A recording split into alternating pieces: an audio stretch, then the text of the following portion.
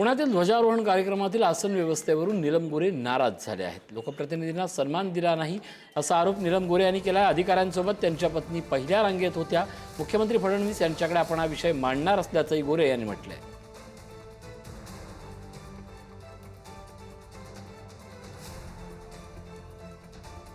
मला असं वाटतं केवळ आमदारांच्या प्रतिष्ठेचा प्रश्न नाहीये, स्वातंत्र्य सैनिकांच्या मागे पण अधिकारी असावेत, स्वातंत्र्य सैनिकांच्या मागे बाकीचे लोक असतील, परंतु अनेक निवृत्त अधिकारी, मी त्यांचा सन्मान करते, ते सर्वजण पहिल्या रांगेत येऊन बसलेले होते आणि आमदारांना मात्र या पद्धतीने जी वागणूक दिली गेली या संदर्भामध्ये मला आतापर्यंत एक दोनदा जाणवलं होतं, पण आज अगदी स्वतः बघायला मिळालं।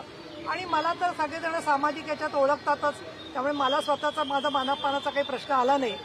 पुण्यामध्ये आज विधान भवनात राज्यपालांच्या हस्ते ध्वजारोहणाचा कार्यक्रम पार पडला आणि या कार्यक्रमाच्या वेळी समोर जी सगळी आसन व्यवस्था करण्यात आलेली होती त्याहून नाराजी नाट्य रंगल्याचं बघायला मिळतंय। इथे समोरच्या बाजूला जी आसन व्यवस्था आहे इथे आपल्याला अधिकाऱ्यांची नावं पहिल्या रांगेवरती दिसतायत। अर्थात राज्यपाल आणि राज्यपालांच्या पत्नींसाठी ही पहिली रांग राखीव आहे आणि उजव्या बाजूला या पहिल्या रांगेत जर आपण पाहिलं तर अधिकारी आहेत।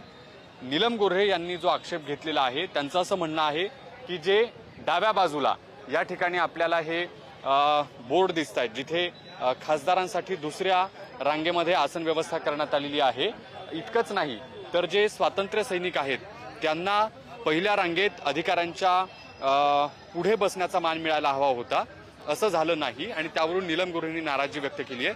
मुख्यमंत्र्यांकडे या सगळ्या संदर्भानं त्यांनी तक्रार करणार असल्याचं म्हटलं आहे। व्हिडिओ जर्नलिस्ट सचिन सह मी ज्ञानेश्वर चौकमल, पुढारी न्यूज, पुणे।